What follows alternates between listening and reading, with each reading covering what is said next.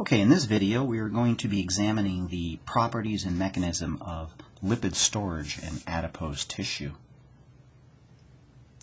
So fatty acids, recall, are a chemistry problem for the body.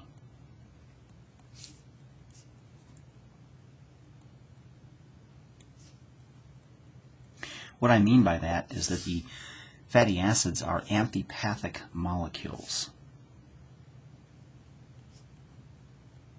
Recall what amphipathic means is that both a hydrophobic plus a charged group is present on one molecule. Because of the hydrophobicity, this makes this molecule very insoluble in an aqueous environment. And so therefore we need an organ that is specially designed, specifically able to handle amphipathic molecules. That is adipose tissue. So the design and structure and mechanism of adipose tissue is such that it can shield the hydrophobic nature of fatty acids from the aqueous environment and prevent destruction. This is why fatty acids stored in any other cell type, including liver and muscle, is very, very pathological, because the hydrophobicity of these fats can solubilize plasma membranes, causing cellular lysis and cellular death.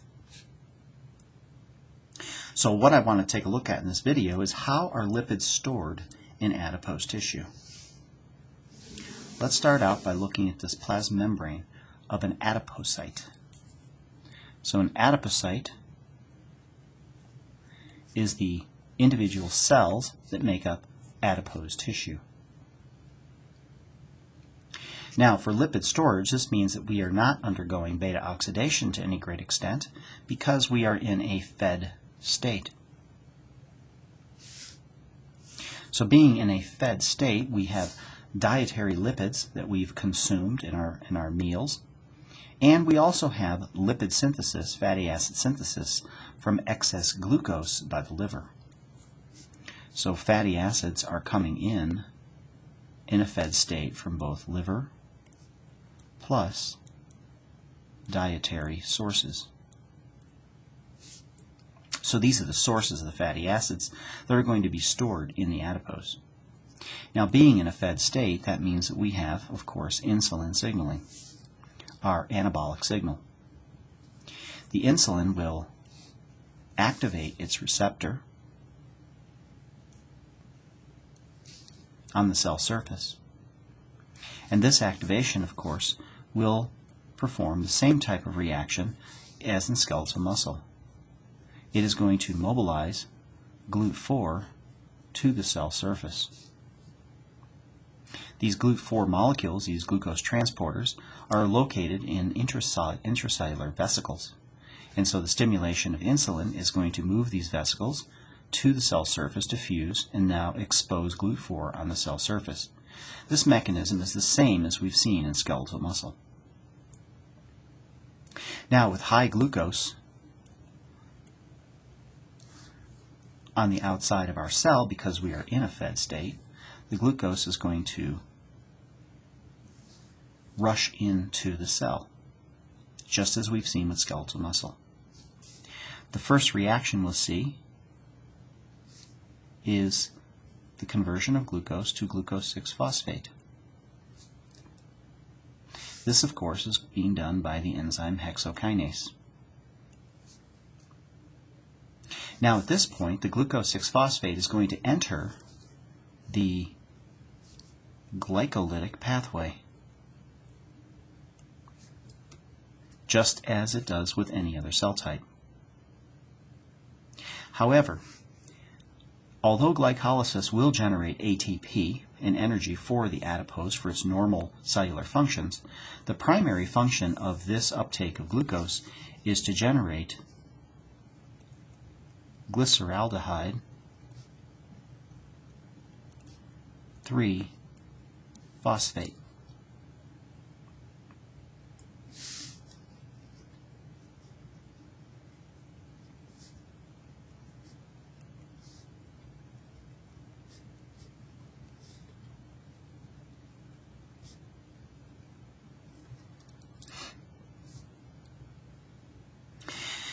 Now the purpose of glyceraldehyde 3-phosphate in this reaction, there's two fates for this, of course. This can go on to produce energy for the adipocyte, again, for its normal cellular functions. Or, in this process of the next step of glyceraldehyde 3-phosphate dehydrogenase, this is our dehydrogenase enzyme, recall at this step we are making some NADH. What we can do with this NADH is we can convert glyceraldehyde 3-phosphate into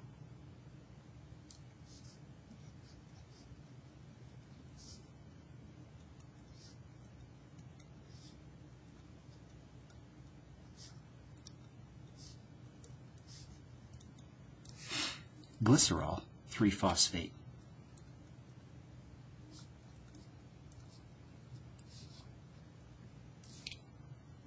Now recall, this is also a redox reaction,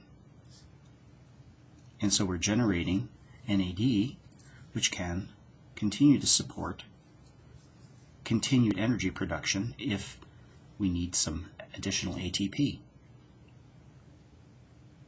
Now, the glycerol 3-phosphate is going to be serving as the backbone of triglyceride synthesis. So what is triglyceride synthesis? Well, this is going to have a glycerol backbone, and we're going to be adding fatty acids to this structure in order to make a triglyceride, which is the storage component for lipids and adipocytes. Now, where do these fatty acids come from? Recall that our fatty acids are coming from either liver or dietary sources, and they're going to be higher concentration in the outside of the cell because we are in a fed state. So the fatty acids have to enter the cell, and they are going to be doing so, as we've seen before, by the fatty acid transport protein, FATP. This is a facilitated transporter that will allow the passage of fatty acids inside the cell. Now recall that this transporter, being facilitated transport, is able to go in the reverse direction and send fatty acid out, which is counterproductive. So the next step of the reaction we need to do is add CoAsh to this reaction by the fatty acyl synthetase enzyme, and we are going to be making a fatty acyl CoA intermediate. Now recall, this reaction here is going to take quite a bit of energy, to the point we are going to be hydrolyzing ATP all the way down to AMP and a pyrophosphate, and we will further hydrolyze the pyrophosphate to generate even more energy to drive this reaction. So that means that, again, this acyl linkage between the fatty acid and the CoA is a high energy bond. So it's this energy of this bond that is going to be driving the storage reaction for lipids. Now, once we have our glycerol 3-phosphate, we have our fatty acyl CoA. Now we have all the components necessary to generate a triglyceride. And how do we make a triglyceride? Very simple steps. Here is our glycerol 3-phosphate. I'll leave off the hydrogens, let you fill those in your notes. And what we are going to do is a sequential addition using an enzyme called fatty acyl transferase, and we are going to be adding the fatty acid as an ester linkage onto the carbons of glycerol 3-phosphate. Again, the hydrolysis of the CoA off of the fatty acid will generate the negative free energy that we need to drive the reaction. So we are going to take a fatty acyl CoA and add it to here, and to here in 3 successive steps. What we will generate is this molecule.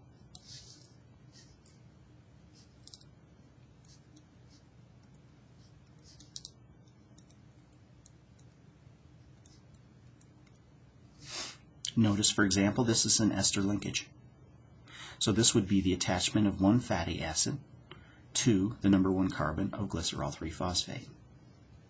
Then we are going to do this 2 more times.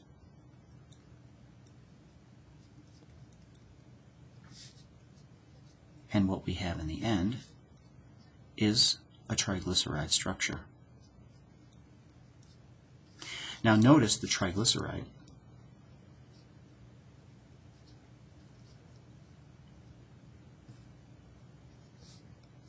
also called triacylglycerol, also called triglyceride.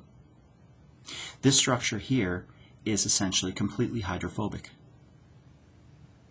We have long hydrocarbon chains, 3 of them. We do have some polarity in the molecule. There's no charge in this molecule, but we have some polarity with these oxygens. But there's so much hydrophobicity to this molecule that it overwhelms the polarity of this, making this essentially 100% hydrophobic. Now this is going to be our storage form of our fatty acids in adipose.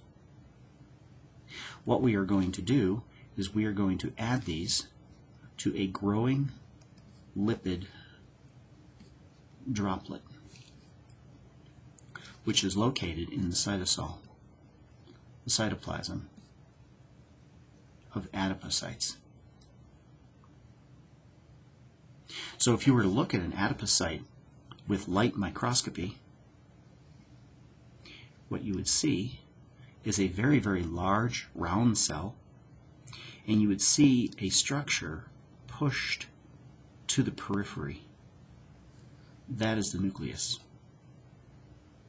So the nucleus actually gets squashed to one side of the cell. The central portion of the adipocyte storage is the large amount of triglyceride structure. So this large structure is the triglyceride lipid droplet.